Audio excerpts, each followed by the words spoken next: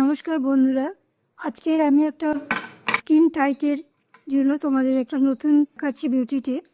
এটা হচ্ছে, দেখো, একটা পাকা কলার আমি হাফ নিয়েছি আর আমি এর সাথে 1 চামচ বেসন নিয়েছি।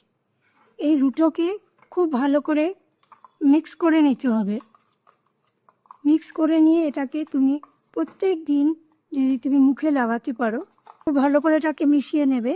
তারপরে মুখে এটাকে লাগিয়ে অন্তত 10 থেকে 15 মিনিট তুমি রাখবে।